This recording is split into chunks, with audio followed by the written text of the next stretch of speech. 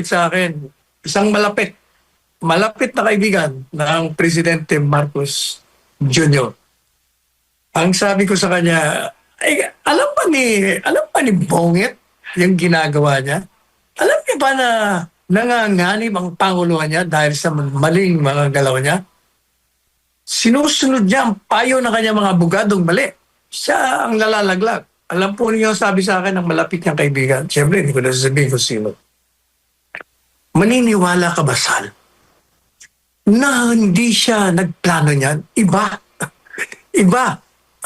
Alam ko na kung sino iba. Kaya, kung totoo yan, sabihin mo sa kanya,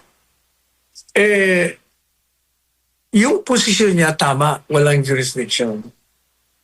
Kaya, hindi siya magkakamali kung kukunin niya uli, o gaya ng ginawa ng Italian government, kukunin niya si Digong, ibabalik niya sa Pilipinas.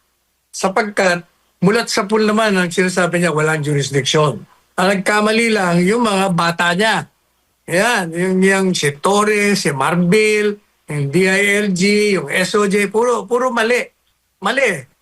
Pero, yung presidente, tama, walang jurisdiction. Magkamali lang patupad. Kaya sabi ko, aminin niya na mali yung mga bata niya at kunin niya ulit, dali niya rito. Maniwala kayo, matitigil yung pagpoprotesta ng taong bayan. Kasi kako, pag hindi niya ginawa yan, talagang mapanganib. Alam niyo, sabi ko, nakalimutan niya na ba nangyari sa kanyang ama?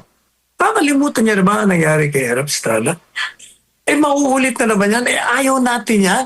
Sabihin mo sa kanya, ayaw ng grupo ng Duterte yan.